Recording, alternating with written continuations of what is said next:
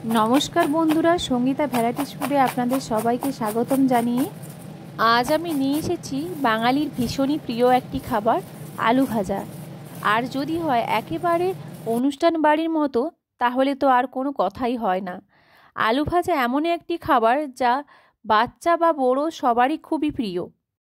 আসুন দেখে নেওয়া যাক কীভাবে অনুষ্ঠান বাড়ির মতো মুচমুচে আলু ভাজা করা যায়। আর এই আলু ভাজা কীভাবে দীর্ঘদিন স্টোর করে রাখবেন সেটাও বলে দেব।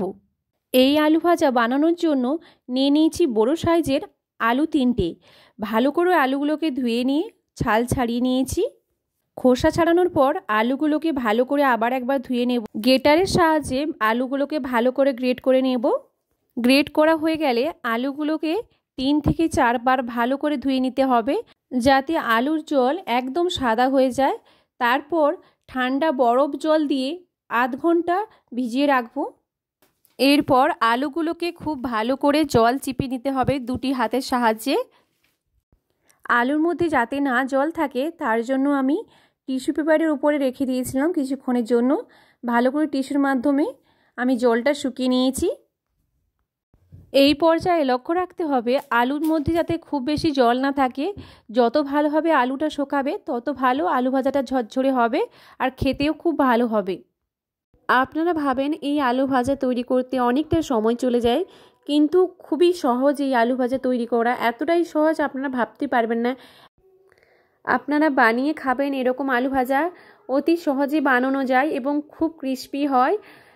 নিরামিষের দিনে ডাল আর এই আলু ভাজা হলে আর কোনো কিছুই লাগে না। এরপর তেল দিয়ে দেব বেশ কিছুটা পরিমাণে। তেল গরম হলে চিনি বাদাম দিয়ে দেব। মিডিয়াম ফ্লেমে 2-3 মিনিট ধরে ভেজে নেব। এই পর্যায়ে মিডিয়াম ফ্লেমে ভাজতে হবে। এই আলু ভাজা সত্যি খুবই ক্রিস্পি হয়। আপনারা ভাবতে পারবেন না এত সহজে এত সুন্দর ক্রিস্পি যে আলু ভাজা তৈরি করা যায়। এই আলু ভাজা বাচ্চা আর বড় সবাই একবার না দুবার চেয়েই খাবে। তারপর কারি পাতা আর শুকনো লঙ্কা দিয়ে ভালো করে ভেজে তুলে নেব। এবার তেলের মধ্যে দিয়ে দিচ্ছি কেটে রাখা আলু। আলুতে একদম জল নেই, তাই ঝরঝরে হয়ে পড়ছে। গ্যাসের ফ্লেমটা সব সময় একদম হাইতে থাকবে। এই আলু ভাজার সময় গ্যাসের ফ্লেম হাইতে থাকে, কারণ ডিপ ফ্রাই করার সময় গ্যাসের ফ্লেম হাই থাকলে তবে আলু ভাজাটা ক্রিস্পি হবে। এই আলু ভাজার জন্য কোনো লবণ বা হলুদ মাখাইনি। লবণ মাখালে আলু থেকে জল ছাড়তো, আর যখন আমরা ফ্রাই করার জন্য তেলে দিতাম তখন আলু দলা পাকিয়ে যেত। সেই জন্য আমি লবণ না মাখিয়ে এখানে আলুগুলোকে ভাজলাম। আলুগুলোকে ভালো করে ভেজে নেব।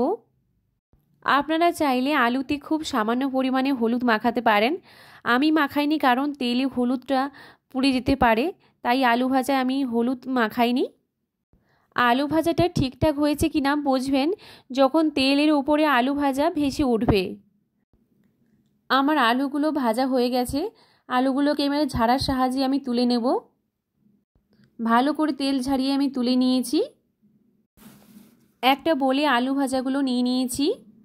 এবার বাদাম, কারি পাতা আর শুকনো লঙ্কা ভাজা একসাথে মিশিয়ে নেব। ভীষণই ক্রিস্পি হয়েছে। আপনারা আওয়াজ শুনে বুঝতে পারছেন কতটা ক্রিস্পি হয়েছে।